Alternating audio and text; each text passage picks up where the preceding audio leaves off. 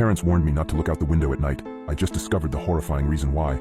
Ever since I was a baby, my parents always told me, don't look out the window at night. I always asked them why, but they would just shrug it off with a creepy smile. As I grew older, I stopped questioning it, but I just never could have guessed the horrifying secrets my parents were hiding. Everyone in my town also followed this weird tradition, so I thought it was normal. That was until I went to college and noticed that none of the other kids were like this. So during Christmas, when I went to my parents' house, I remember them telling me not to look out the window. I gave them a smile and a small chuckle before telling them I wouldn't. However, curiosity struck me the moment they left the room. As I lay in the dark, I came to a decision. I was going to look out of the window. Just as my hand came to the sheer white curtain of the guest room, I paused. My mind flashed to that one time when I was 12. My parents were talking in the kitchen. I was home with the flu and was about to make my way to the sink for some water, but I stopped at the doorway. I hid behind the wall, peeking my head out from the doorway just an inch. My mother was crying and my father was holding her and rocking. That poor little girl. I feel horrible for her family, whispered my mother. My father just nodded and continued holding her. I went back to my room after that. Several hours later, my dad came up to my room with several pieces of wood and boarded up my windows. What are you doing that for, Dad? I asked him. Oh, it's nothing. Just safety reasons, he replied. I learned at school the next day that a little girl was found dead the previous morning, the window broken and curtains torn. I snapped back to the present. My hand drew back from the curtain. I shook my head, cursing myself for being so weird. What was the worst that could happen? It was just a window, it couldn't hurt me, right? As I reached my hand out again, my instinct was telling me to stop. My gut twisted as I reached nearer and nearer. Just as I touched the curtain, a painful howl came from the forest surrounding the house. I flinched back, deciding to just lay down and try to get some sleep. I forgot how hard it was to get sleep in my hometown. Every night, coyotes howled for hours everywhere in town, or at least I thought they were just coyotes. The next night, I woke up in a cold sweat. I glanced over at the alarm clock next to my bed. It was midnight. I groaned and sat up in bed. A low growling sound from outside of my bedroom window. I thought back to last night and decided that I had made up my mind about looking out.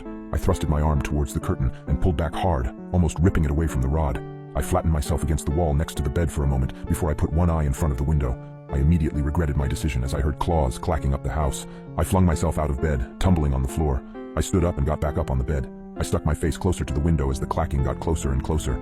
It suddenly stopped for a second before the most terrifying creature popped up from outside, emitting a horrible shriek as it did so.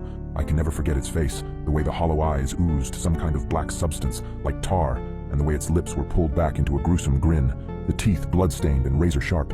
It looked like it had 4 limbs, its front 2 slamming on the glass and pounding. As I was frozen in front of the window in terror, my parents burst into the room. My father held a shotgun. He marched up to my bed and yanked me away from the window. He pointed his shotgun at the creature, shooting a bullet at it. The thing scrambled away, leaving the window almost completely shattered. Damn it, son, it was a simple task. Just don't look out the window. How hard is that? My dad shouted at me. I wasn't processing his words. I was sitting on the floor, arms and legs splayed everywhere in utter shock. What the hell had I just seen? My mother ran to the bedroom door. She had tears in her eyes. Is everyone all right? She asked. Yeah, we're fine. We still gotta get that creepy effing monster, though. Nathan, get up. We got some work to do, my dad said.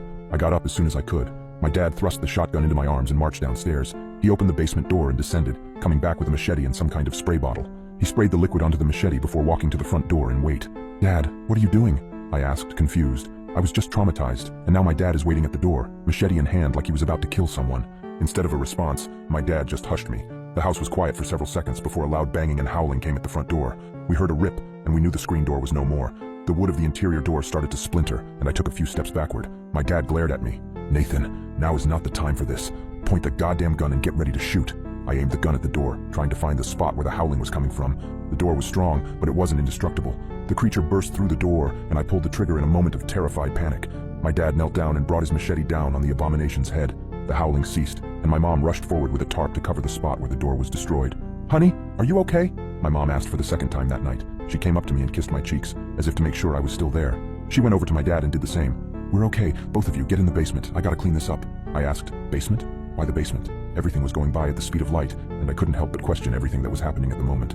Let's just get in the basement. Your father needs to clean up, my mom said, grabbing my arm and pulling me to the basement. We sat on the couch down there for what seemed like hours before my dad came in and put the machete up. He sat on the chair in front of us with an exhausted sigh.